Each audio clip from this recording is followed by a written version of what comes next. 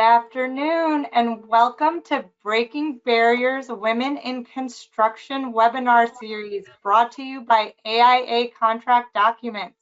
My name is Hasti Hijazi. I'm Education Director with AIA Contract Documents and I will be conducting today's webinar. Before we get started, I'm going to do a few introductory PowerPoint slides and we'll talk a little bit about administrative items.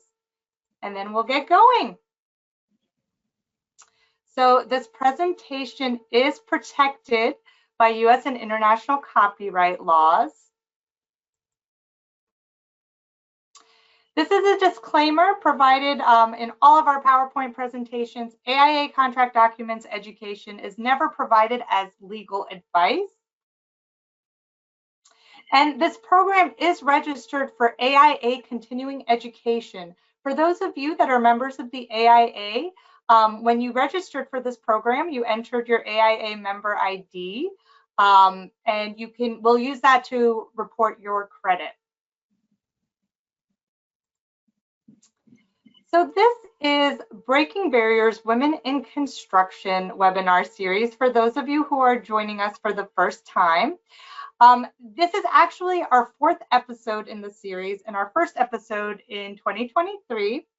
And the goal of this series is to feature premier industry voices and share their experience within the industry, lessons learned, challenges that they've faced, and most importantly, and my favorite part, is providing advice for women, whether they're new to the industry or have been in the industry for some time, just talking together and having a dialogue of how we can advance in the industry and so forth. So our intent is to highlight the women's impact and accomplishments and explore how we can create infrastructures within all of our companies and firms that can better attract, support women, and advance women, retain them and advance them into leadership positions. As I mentioned, there's been 4 episodes. In the chat, I entered a URL for all of you that has all of the recordings of the previous sessions. It will also house registration pages for future sessions, and also today's recording will be uploaded to this page by tomorrow, close of business. You'll also get the recording emailed to you as well. And also stay tuned. You can monitor that web page or look out for emails from us advertising future Breaking Barriers sessions. So with that, we're going to get started. Today we are featuring Ashley Campbell. She's Senior Vice President from HITT. We're going to talk a lot about her and her career, and she's going to introduce herself more in depth. And with that, I'm going to actually stop sharing my screen and see Ashley. Hi, Ashley. Thank you so much for joining us. Hi, Hasti. I'm glad to be here with you. Thank you so much for taking the time. We know we all work in a very fast-paced industry. I know at HITT, you're probably extremely busy, so I really appreciate you taking the time to present and share some of your insights with us. And, again, I can't tout WIC conferences enough. So I first met you at a Women in Construction at their annual meeting and networking event in Washington, D.C. And you were presenting on a panel, which was fantastic. And so I was able to get you for this webinar series. So again, thank you for taking the time, and thank you for all the time you're devoting to these issues for all of us in the industry. I think the more women participate and share, the better we all are for it. So with that, let's get started. So, and before we do get started, please, all the attendees, feel free to enter any questions you have in the chat. I'll periodically check, and we might call out some questions, and then we will definitely allot any time at the end for questions. Sometimes we get a lot of questions on these webinars, so we will do our best to answer them. So Ashley, let's go ahead and start with you telling us about yourself, your educational and professional background. Sure. So, well, first off, I'm honored that you're having me today, and I'm humbled that so many people want to hear from me. So, my whole career has been in construction, and I love this industry. I love this business. I do not have a degree in construction. I have a degree in marketing. I always kind of make the joke of like, well, I graduated with degree in marketing, and then like every marketer's dream took a job in construction, which is actually not true. But so I got my degree in marketing, and when I was a junior, I was looking for an internship, and I happened to get an offer from Pulte Homes to be their intern, and then subsequently got a full-time offer to join the firm right after graduation, which I did, and I took a role in sales. So I was training to sell new homes. They have a really great sales program. So I learned a lot in the course of a year. Unfortunately, that was in 2006 in DC. And so we were right there on the cusp of the housing market crash. And, as much as I learned in sales, I just kind of knew I didn't want to be in sales. I really wanted to be in marketing. Not that sales isn't part of marketing, it is, but I wanted to be more in Marcom, traditional marketing. And so I felt like, and I think this is pretty common for young people, especially marketers, you have 1 year of experience and you're trying to put your resume together and you're like, I don't have much to say in my resume, but I felt like I had a couple of years under my belt in construction. And so I was looking specifically at home builders for a marketing job, and I was looking at Centex Homes. And they reached out to me and said, hey, we don't have a job, but we actually have this commercial construction arm called Centex Construction, and they have an opportunity. Would you be interested in interviewing for it? And I was like, sure. And so what I didn't realize is I was really interviewing for a proposal writer position. Because, I think 15 years ago, and honestly still today in a lot of areas of construction, marketing is proposals. Those sort of go hand in hand. And I think in that moment, I got really, really lucky that I fell into something that I probably should have been in the first place. I'm a writer by nature. I always have been. I'm an avid reader. I'm a copy editor, and I'm a curious person. So I was a proposal writer for a number of years. And then I know, Hasi, you've heard this story before. Proposal writing is one of those things that deadlines are, you get the high of the deadline, but over a course of years, living on deadlines can kind of wear you out. And so I was looking for sort of my next thing. And I had a great mentor at the time who was the senior vice president of business development. And I spent a lot of time learning from him and picking his brain.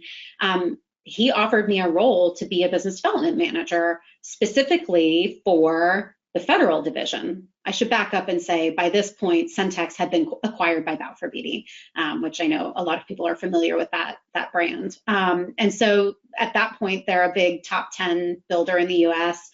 They had spun off a federal division because of the shift in the market. And I thought, oh, this is awesome. Well, what I didn't know is some of the business development things I had been learning how to do when you're trying to procure federal work, right? Like it's very different. And so, I'm spending time at the Navy Yard, and I'm at this point like 25, 26 years old, a young woman, no military background, no construction background, no engineering background.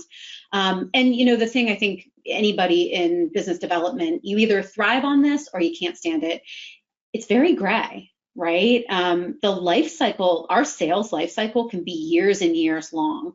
And I just felt like it just wasn't the right fit, honestly. And to be really frank, I wasn't good at it. Like I am I am a doer and achiever. I like to take care of things. I like to have short-term projects and long-term projects. It just wasn't the right fit for me. And I think I probably lasted just barely a year in that role. And I kind of came back to the company and I just said, I think I made a mistake. Like I'm not doing well. And they were kind of like, yeah, this probably isn't the role for you. And I was really lucky because they had backfilled my role in marketing.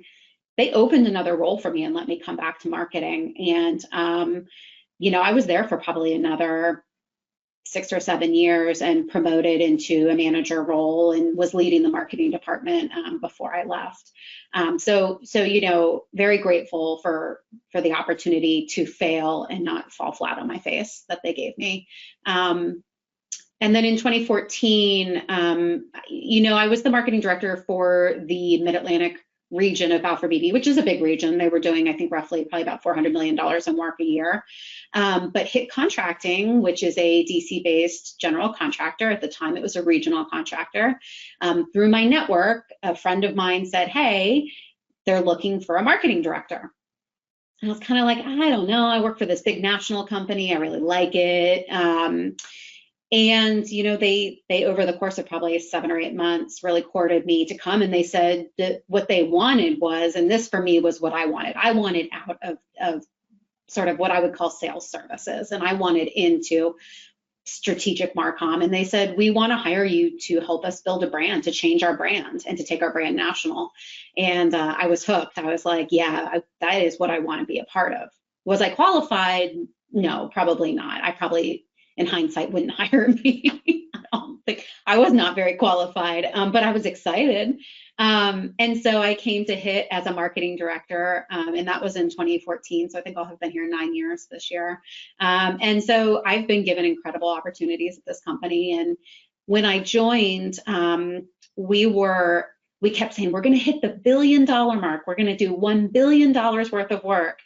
We closed last year at $5.5 billion. So we've had incredible growth. I've been really, really lucky to have, once again, like a company that's offered me a ton of opportunity, including to fail a little bit and to try some new things. So today my role is looking very different. I still oversee marketing and corporate communications and all of the fun stuff that I love and that I came up through. But 3 years ago, when I was promoted to senior vice president, I also took over, you know, leadership of what I call human capital, because it's not exactly HR. It's the people. It's the, you know, human capital of the company. And so for the last 3 years, I've been very focused on building the employee experience and expanding. You know, expanding how we grow and how we're going to evolve in our next 5 years. So it's been exciting. There's just so much to discuss. I think I'll start with just saying, personally, I love, and I mentioned this to you, I think, several times, I love having women featured on this webinar series that do work with human capital or in some sort of human resources capacity, because I want all the attendees to be aware that not only is this an opportunity for women to learn from each other and share experiences, but the series is open to all advocates, men, HR managers, leaders, presidents, principals, because the whole point that I think we're all trying to work towards in our own way is to change the infrastructure within this industry. And it's started happening, you know. We've seen it happen in the last maybe 5 to 10 years. Things have really changed in this industry now more than ever because of labor shortages. And we were talking about how the industry needs women. So this is a very timely and relevant topic for various reasons. But again, just making that point that, you know, please share this series with everyone on your teams. This is not just, I was mentioning to Ashley, I had an email from a gentleman at our last episode, and he said, I know I'm not your target demographic, but I wanted to share my comments. And that's not true.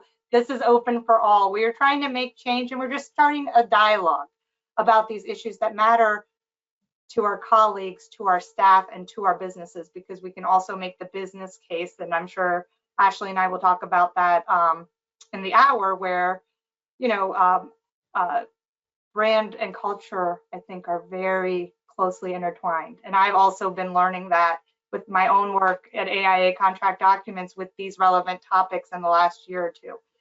Happy employees and an inclusive culture really has an impact on your bottom line. And it affects what you provide customers, because I started this as an internal staff brown bag for the women in my organization. And then all of a sudden I'm in charge of education. I said, well, why am I not bringing this to the industry and to our customers? We don't have to just keep it within our own organization. So great, great all around. So, but you have had, you make very many good points. One is that not all of us start in construction even meaning to be here. And, I know I started my career in nonprofits, and then I had a job at the US Green Building Council at some point in my late 20s, and the rest is history. And I would have laughed if, after college, you would have told me, you are going to love this industry. This industry is so exciting, and you're not going to leave it. And I've been with AIA Contract Documents for 11 years now. I can't seem to leave it. Yeah. Even when the opportunities are there. I love it, and it's very exciting, and that's why I think we want to attract women, and we want to kind of take some of the barriers away from them. Yeah. They might be overwhelmed or intimidated by entering an industry that we know is largely and historically been male dominated. Yeah. So with that, now that you've told us a little bit about your background, let's talk a little bit. We want to still get to know you before we talk about some of these other issues. So, what are some of your greatest challenges and or greatest lessons learned in 16 years of being in different capacities within this industry, and the people that you've met and the companies that you've worked for? Yeah. So, and Hasi, again, I knew you heard me say this. Anytime I get asked about what my greatest challenges are, I feel like it's really important. And I think I've learned a lot in the last couple of years, and I'm sure others have as well. But I have to acknowledge first, like, my privilege, that in all honesty, when I look at the scope of my life and my career, my challenges are there. I haven't had a lot, I'll be honest. I've actually had a lot of luck. I think that, there's a saying that's like, don't congratulate or berate yourself too much, right? We all have the same 50% chance as anybody else.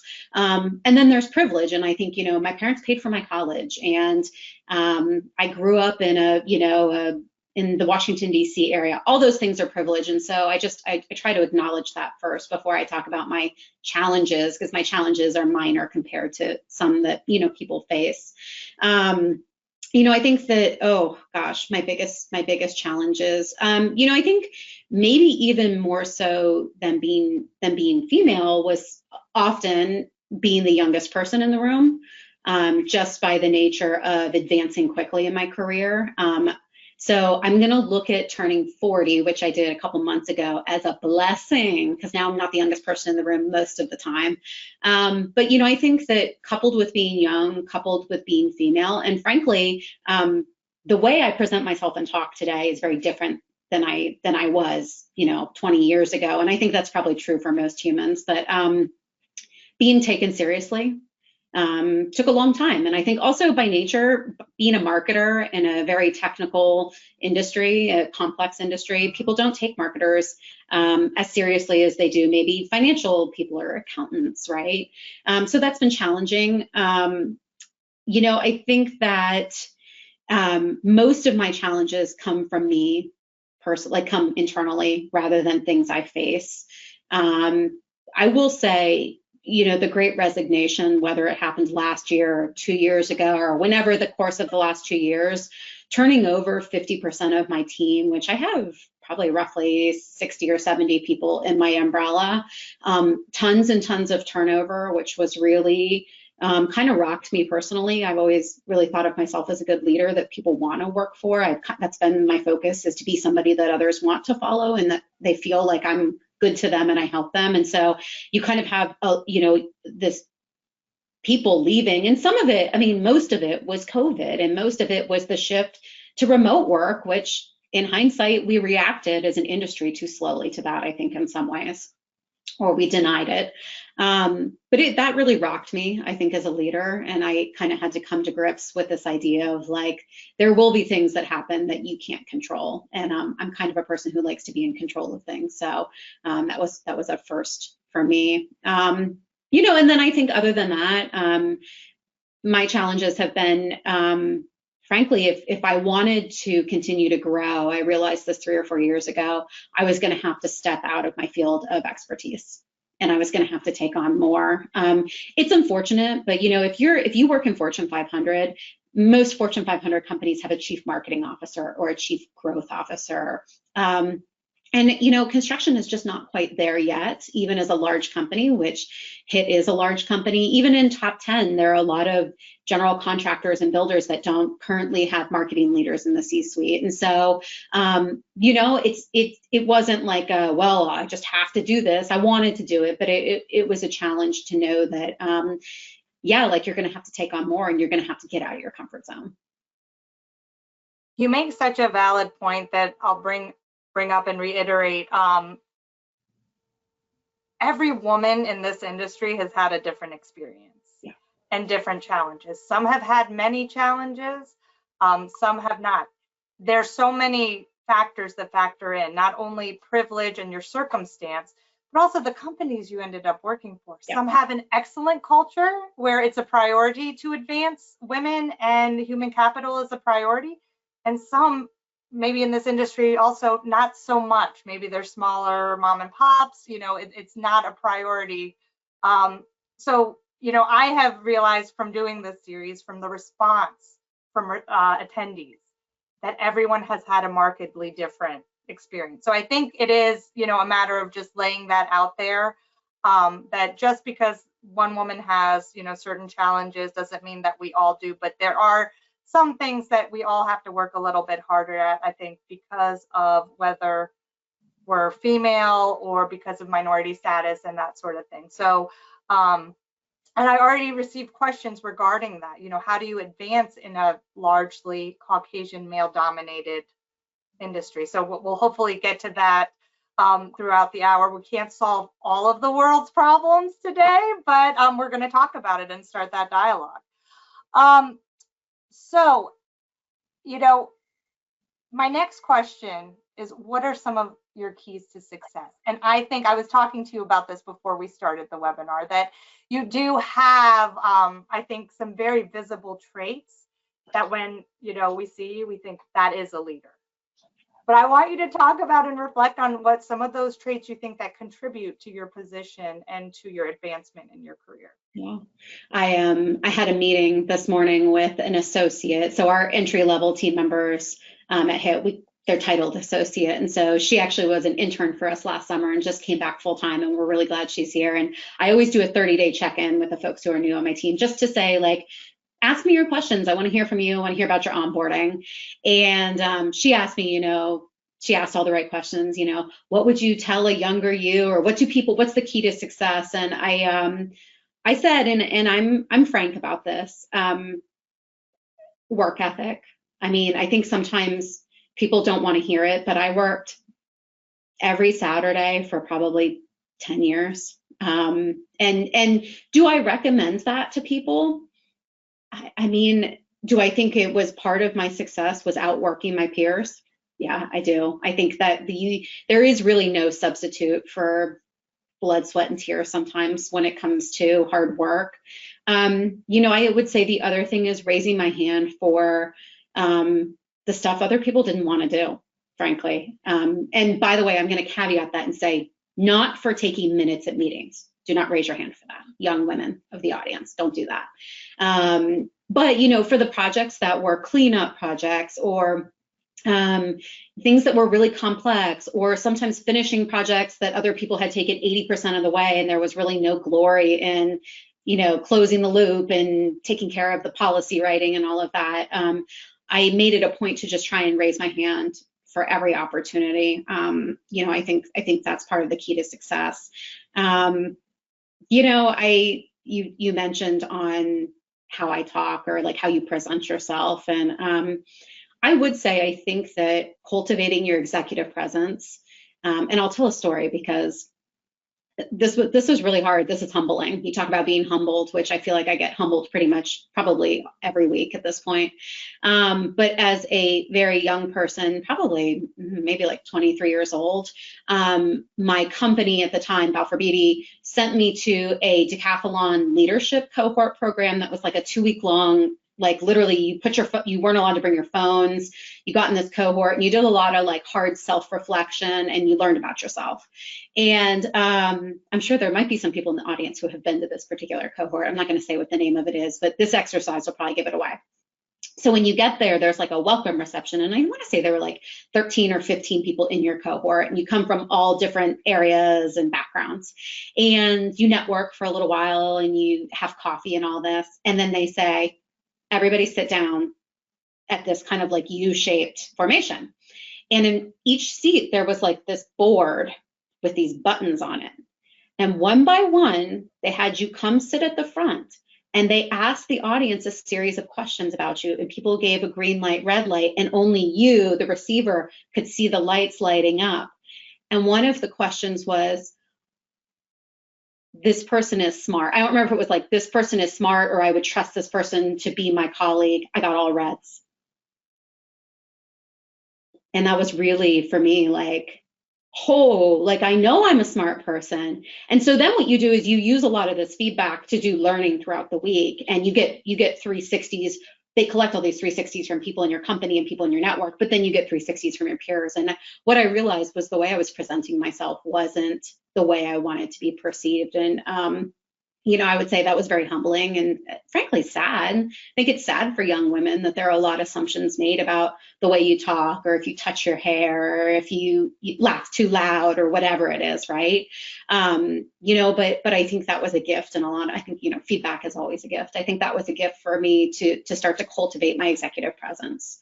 And I do a lot of teaching about what executive presence is. There's a lot of components to it. Some of it's how you talk, some of it's your body language, some of it's how you dress, it's what your background looks like, it's how you laugh, it's how you hold yourself, right? It's what your LinkedIn profile looks like. All of these things make up executive presence. But I do think, you know, humans, not intentionally, but humans make snap judgments in the first something like 10 seconds that they meet somebody else about how they perceive that person. So many good points. So, you know, I think, and I mentioned to you, I was thinking about when I first met you and what my first perceptions were. And my first perceptions were, this is a woman who has it together. She's obviously in a leadership position for a reason. She's assertive, she's frank. I feel like she's no nonsense. So these are, I think, very good leadership traits that, like, for me anyway, personally, I, you know, equate to a good leader. I was talking to a younger, you know, you brought up, you know, women in their 20s. I was talking to a younger colleague the other day who was fresh out of college, and we were talking about imposter syndrome.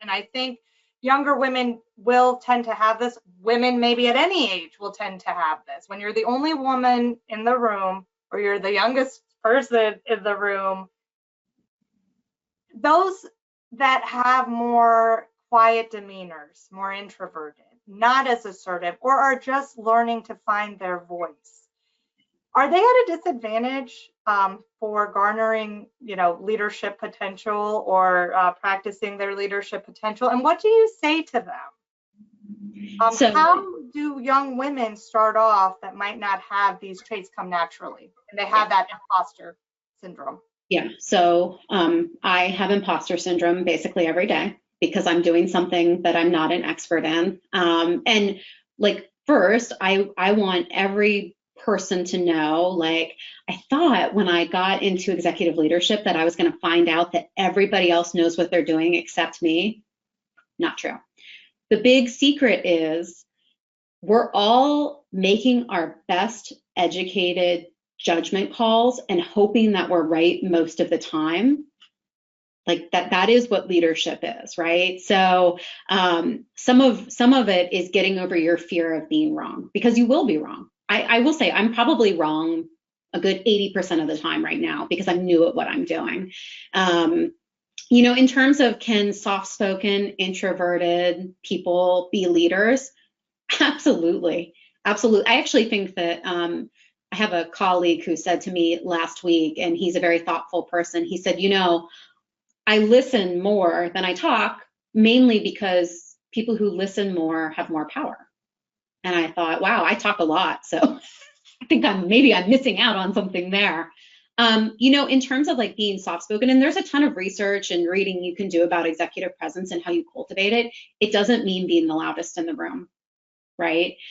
You can be introverted and still command presence and command respect. I think actually I think he's on to something, my colleague, like the people that don't say a lot, and then when they talk in a meeting and everybody looks at them because they don't usually talk and they immediately have the attention, that's it right there, right? They're very thoughtful in their words. So true. And, you know, I'm interested to know your take and also the audience. If anyone has ever had imposter syndrome, how do we kind of move past that? You know, so I'm really interested in Amazon, and I read a lot about, you know, their business and their leadership and how they structure their strategy. And right on their website, you can go and take a look at their leadership principles. I love that one of their leadership principles are leaders are right mostly. This is like one of the companies we all admire, right? And they're saying just leaders are right mostly. So in other words, be as informed as you can be, make the judgment call, and expect that, yes, you will be wrong sometimes, and then get really comfortable with failing. And I think humility goes into this too, right? And it doesn't mean starting every sentence with like, well, what I think is, or maybe have we considered is, it's saying, here's what we're going to do. And then if it turns out you're wrong or you made a mistake, you're quick to own your mistake and you say, you know what, I didn't consider those other possibilities and I didn't make the best call. I think that there's a lot to be said for leaders who sort of own their own mistakes and who are humble. It's one of our core values at HITT is be humble, work hard, be humble. Well, and you know, when I saw you speak on that panel, I think when I walked away from is you were talking about the story of how there was a position created for you and you had to go back and say, this isn't right for me. I'm not, for whatever reason, it was not right for you. And I was blown away by your honesty because I put myself in maybe the first like 10, 15 years of my career. And I was so terrified of making a mistake in the workplace. I put more pressure on myself than anyone else did. That I could have never thought of going to someone and saying, you know what, this isn't right for me. I'm not good at this or whatever. The bravery and, you know, the that fear of failure, the way that you were able to kind of overpass that and just be honest to come up with a mutually beneficial solution. Talk a little bit more about that, about honesty, about fear of failure and how we can overcome it, because we all have it regardless of who we are. Absolutely. You know, so one thing I would say about that, like being willing to say like, I screwed up or I failed or whatever. I teach a course. I have a lot of content that I teach about public speaking, and you know, public speaking is widely the biggest fear in the world. Like people would rather, not kidding, like die or like there's like it's weird in the rankings what people would do to get out of public speaking. And so when I try to coach people, I always remind them in like trust in humanity, like trust in the goodness of other people. People will shock you over and over again that the moment you say like, I can't, I'm scared, I messed up, how quickly people will kind of like take care of you or care for you or have been in your shoes before. And I think as like, you know, as women and especially as achievers, because I'm a like classic firstborn achiever that I want to get it all right, exactly right the first time, and be rewarded for it. And maybe the millennial in me wants a participation trophy. I'm just kidding. But I think, like trusting that like others aren't going to tear you down for failing, like, and then, and I feel like this will become a theme as we talk, being the safe space for other people to fail. That once you're the leader, that you create a space that if someone else fails, that they feel comfortable, that like you're the person they actually choose to come to and say, I failed, I need help. I have this thing pinned on my board, and I will find the article and email it to you because I love this article. It's 10 traits of trustworthy leaders. And one of them is to be the safe place to fail. Like I actually wrote them out because I love this article so much. I'm like, that is what trustworthy leaders do. They let other people fail.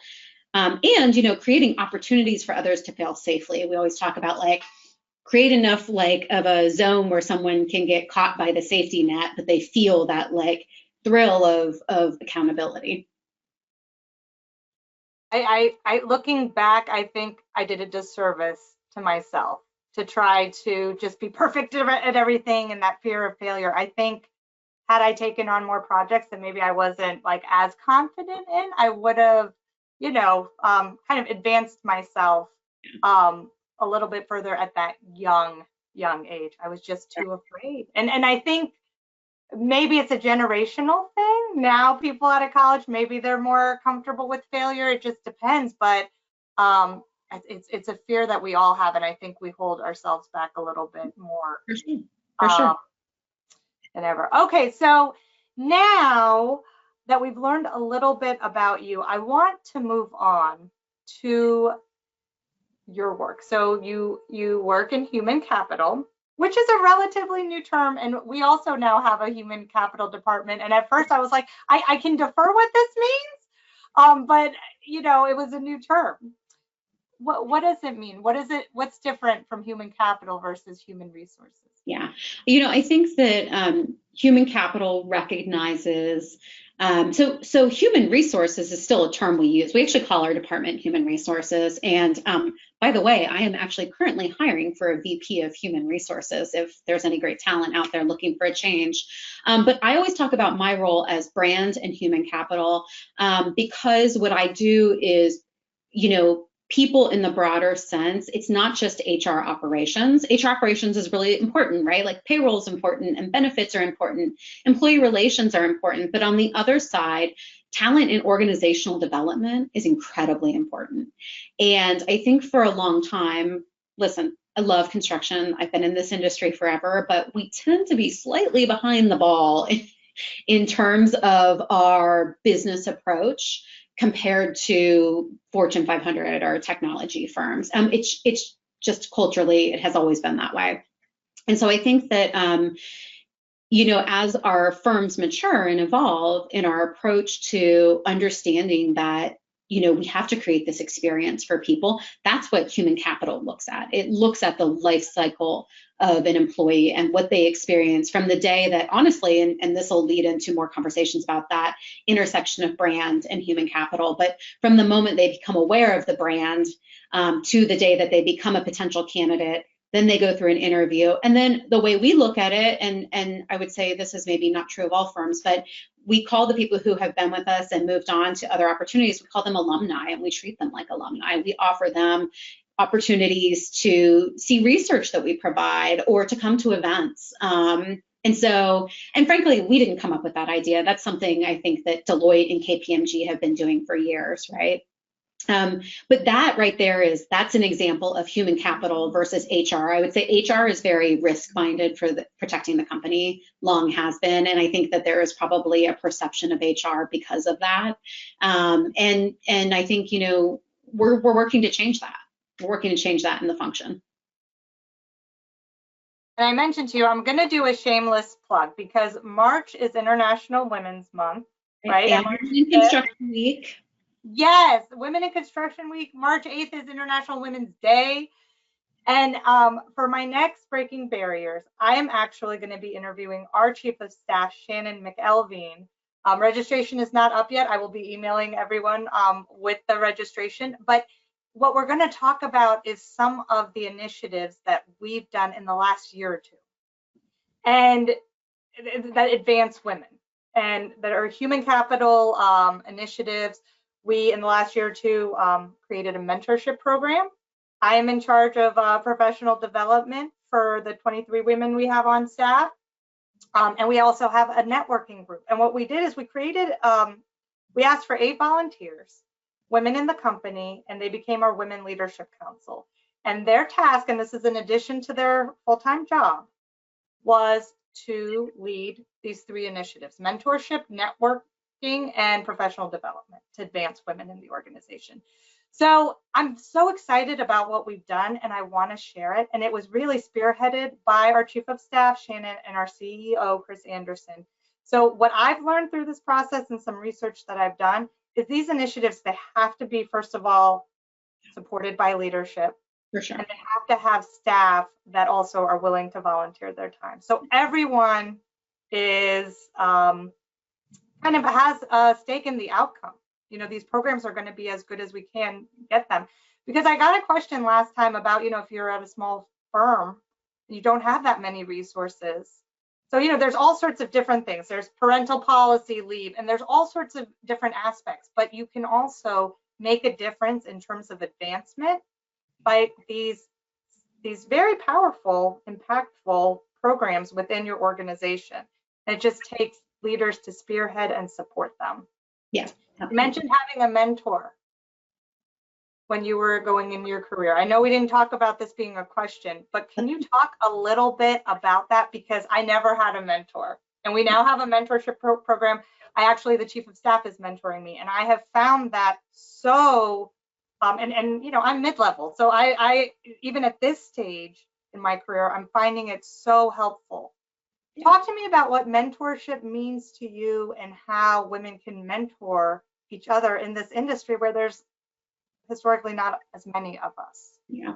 And it's okay for men to be our mentors too. And you mentioned absolutely. And I'll touch on that because the mentor that I mentioned was a man, is a man, he's still alive, although retired because, this was 20 years ago. So two things, there is a big difference between mentorship and sponsorship / advocacy, right? I think you need all of them. I think that that's the key to advancing women is when we establish mentorship, sponsorship, and advocacy. This people want to hate on this idea of this. Everybody knows the term old boys network, old boys club, right? And I always say, what's wrong with that? What's wrong with a group of people getting together and saying, we're going to advance and support one another? There's nothing stopping women from doing that, right? And so I love that companies are establishing formal mentorship programs. We have multiple. I have mentors, mentees through our Black Leadership Network and also our Women of HITT ERG. And then I also have a mentee through another industry association. And they are, they're fairly structured. It's 30 minutes once a month, usually over a virtual coffee. And I ask them to bring a series of questions or we talk through something that they're working on. My mentorship, and I will say this is where I was very lucky, is that it was not some formal program. It was someone that respected me and saw my potential and was interested in me. And frankly, it was someone who, it started off as a friendship. I mentioned he was senior vice president. His office happened to be across from mine. And I worked a lot of long hours. And I will say one thing I learned about working a lot of long hours is so did the executives. And so I would often, after 5 o'clock, I would go sit in his office and chat him up and ask him questions about what was he chasing? Who did he meet with today? How did he get in the door with that person? And he would share what he knew with me. And he would ask me a lot of questions about what are you reading? What are you watching? How are you getting your information? What do you like doing? And so I think in that way, and then he was a sponsor and an advocate for me because he's the one who created the opportunity for me. So mentors will offer you advice and be a sounding board. Advocates or sponsors will advance your career for you in spaces that you're not yet in that they're in. So that delineation is really incredibly important. It's one thing to say to somebody, will you be my mentor? Because I have had a couple of young women ask me, will you be my mentor? And I say, of course, I'd love to. I always say, I'd love to get coffee with you because mentorship starts like that. It's a lot harder to look at somebody and say, will you advocate for me in the executive boardroom and find me opportunities, right? I would say for top talent and rising stars, people are apt to do that because they want to also hitch their star to the next rising star, right? Like great leaders are all about advancing the next level of leaders because we know we can't move on into our next role until we backfill our own role. So I think it's a bigger question for women today. It's wonderful that we're talking about mentorship, but the next question we're going to start talking about at WIC and NAWIC is we're going to start saying, how do we create sponsorship for women and advocacy for women?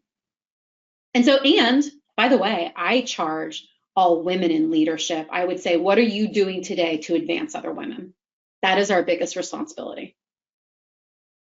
And, it really is, it makes a difference. Certainly, we've all worked at companies where that hasn't been the case, right? So it's not always the case, and the men can also advance as much. Our CEO is so, supportive of these programs that we're doing. you have to have someone in leadership support these. If you don't, I think the programs are pretty much dead in the water, right? That it's much more helpful to have that. So, again, it goes back to company culture and what kind of company you work for, and how much human capital, matters. The employee experience matters. We also have a diversity and inclusion council as well. So that's been helping, from all sides. That's a whole other set of volunteers. Yep. So again, coming from staff generated, I think, programs and initiatives and participation. Staff have to participate. If I'm doing, staff brow bags and then all of a sudden no one's showing up, then, that's also a barrier. So we have about 15 minutes left. Since we were also talking about diversity, and I mentioned I got an email with a question prior to this session that was basically talking about what we were just talking about, but I want to just reiterate that I did get this question where, what do you suggest for women in order to advance when it has been a Caucasian male dominated industry? So we've talked a little bit about women advancing other women. We've talked about staff programming. Mm-hmm. Anything else that we can talk about in terms of women either advancing each other, advancing themselves? What should we all be aware of as we're going through this industry in order to? I have a lot of thoughts on this. I would say, to validate that person's point, representation matters. It definitely matters, right? And I think that whether it's gender representation or sexual orientation representation or race or ethnicity, it is hard to envision ourselves in the future if we don't see others like us there in the future where we would see ourselves, right? And so typically that means in positions of leadership. I actually think that we are making a lot of strides in construction in terms of recruiting people into the industry, women into the industry, and where we're still not making the kinds of strides we need to be is retaining them and advancing them into leadership. That's the hardest part. I think establishing micro communities who advance themselves. That's kind of like those small networks we were talking about, right? How does a woman or a man, someone who might have power, say, I'm going to put together a group and we're going to work together to build our book of business or to recommend each other, to amplify each other's voices. Amplification is a big thing. It's hard. This work is really hard. I think the nature of Gen Z, which I'm a millennial, I'm a very old millennial, elder millennial, if you will, right? Zennial maybe. When we entered the workforce, the boomers were shaking in their boots. They thought we were so weird and like we were, right? Like, they're always on their cell phones and they just want to remember all the stereotypes. And now we are in many ways the grown-ups, and we're the largest population in the workforce right now. And in 5 years, Gen Z will be a major force in the workforce. And there are things about the incoming generation that are maddening, right? For us older folks, trying to understand what drives them, trying to understand their decision making. And there are things that I think are incredible and fascinating that are going to change the face of American business. And I can't wait. And one of the things is their demand for equity and their demand for purpose and their demand for what's right. Sometimes I think maybe it's a factor of entitlement a little bit, right? That they believe that these things should be the way they are. And I think that they're going to continue to push companies to change. And that's going to be a really good thing. I will say, so I have a 13-year-old son and a 10-year-old, almost 11-year-old daughter. And I find it fascinating that in the year 2023, the behavior in elementary and middle schools that I see still moving young women away from mathematics. Fascinating to me, fascinating. I'm like, I mean, we've been dealing with this for years and years, and I still see it happening. So how we expose young women to consider themselves as qualified to move into STEM careers and to take STEM majors in college. And, you know, because I think we are advancing women into four-year traditional universities as fast, if not faster now than men. You know, the population has shifted in graduates, but still seeking to expose them to engineering. I mean, engineering, you know, and because I think that construction management is very important, but engineering probably hits broadly, like our audience today. You know, engineering, and I keep telling my son and my daughter this, I'm like, if you get a background in engineering, it's actually a way of thinking and a way of approaching business and problem solving that can set your career into motion in a different way than being a business major. So I think that's really important. I also think we as construction people have work to do. We have work to do. We have to get to the high schools. We have to expose people and talk about the opportunities. You know, why is it that everybody coming out of college understands that if you go to work for Meta has corporate accounting and corporate marketing? But then when I tell, you know, if I go speak at a university and I tell young people, well, you know, we have a 40-person marketing team, they're like, you do? And I'm like, well, yeah, I mean, we're a large business, of course we do. But there seems to be, we're still having this perception problem about construction. And so, you know, we hit, this was probably 4 or 5 years ago. We typically run our marketing on annual campaigns, and our annual campaign, I guess it was about 5 years ago, we had a campaign called Elevating the Business of Building. And it was talking about changing the way people see the building industry. And frankly, I think that the design industry has shaken some of that. But to see business building, you know, professionals as the professionals they are. And it really resonated, you know, with a lot of people, including a lot of our employees, to the point that when we revamped our core values and refined our core values 2 years ago, we made elevating the business of building one of our 7 core values, because we felt it was so important in terms of the work that we're doing. And I think that goes full circle to enticing more women to consider a path in construction. We have to change the way it's perceived. You make such a good point that we have not discussed before, which is company core values, and really just living them, having staff live them, reiterate them, and then it comes out to your customer base. You know, we have 4 core values, and at our all staff meeting this past year, by consensus, by a vote, 4 staff had recipients of awards that each exemplified those core values. Yeah. And that was so powerful. And that was the first time I'd been at an organization that had done that. So I think, you know, coming up with what your values are and having them closely aligned to the advancement of all of your staff, it just behooves everybody. And it definitely, certainly behooves the staff as well as the business and the brand. So I know we're running short on time. What advice, you know, the question was, what advice do you give women that are starting their careers?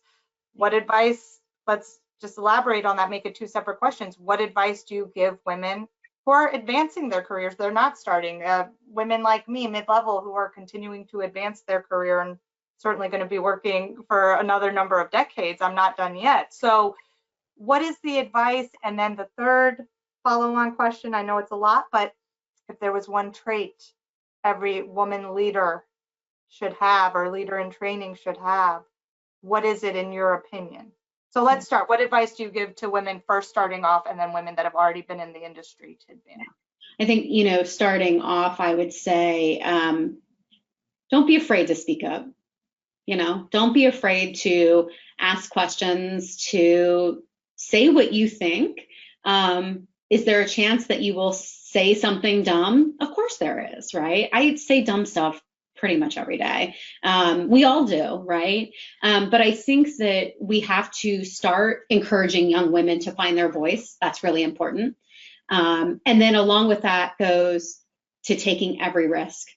Raise your hand for every opportunity. Say yes to every opportunity that you're given.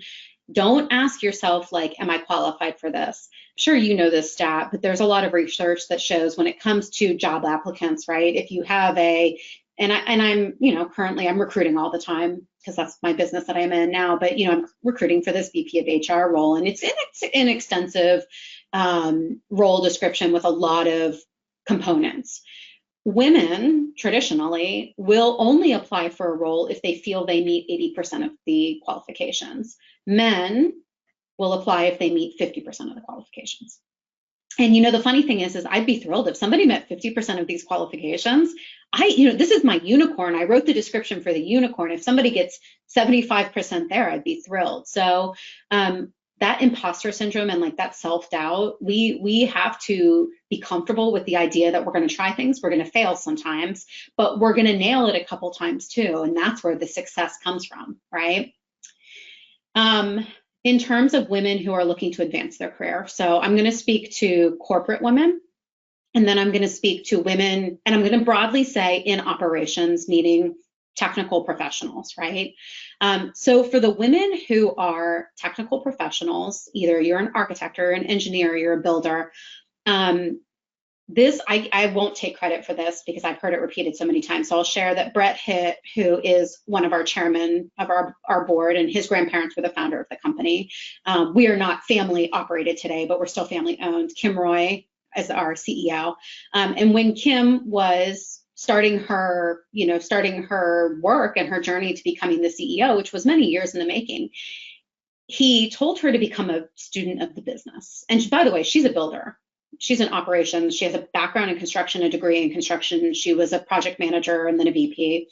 And he said, become a student of the business, right? Like learn human capital and learn finance and understand brand. Like that is the business, right?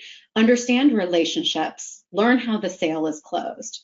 So I think for technical professionals, you will reach a level in your career, you can only get so far in your technical knowledge. Once you bump into the next level, it's about business knowledge. And then that next third tier is all about EQ, right? That's all about your ability to lead and your ability to have vision and your ability to influence others. So that's on one hand for the technical professionals. Then I would say for the corporate women, which I consider myself to be I have a corporate background, right? I have no background and not qualified to go build a building. I think that go on site and like become a student of the business in a different way. Become a student of the core operations of your company. Learn the language. I always jokingly say, like, I'm not a builder, but I sound dangerously like one. Like I sound like I know what I'm talking about. Do not trust me if you're asking me about anything about construction and I give you an answer. But if you are a marketer at an architecture firm, do you understand how fee structures work? Right? Do you understand how drawings get submitted? Do you understand what a change order does to impact an architect's life? Like, do you understand those things? Become a student of the business in that way, right? You will not be invited to the proverbial table if you can't talk money, period. You have to be able to talk about the money. Purpose is so important. We talk a lot about our purpose as a company. I think the new generation of young workers are talking a lot about wanting to work for a purpose-driven firm. We cannot achieve our purpose if we're not profitable, period. We have to be profitable first, right? And so understanding what makes your firm profitable, like you have to understand that in order to sit at the table. And here's the thing, people will teach you. Go talk to your CFO, go talk to your controller, ask them about what does the balance sheet look like? What are our profit margins? Where do we have losses? Where could we make more money? Where is there opportunity? How do we make our money? Who's our best client? Do you understand what your ideal client looks like, right? Where's the money coming from? That business knowledge is really important. And I think also, even when it comes to just making a program that advances women in your organization, if you don't have that leadership support, I was lucky enough to have it.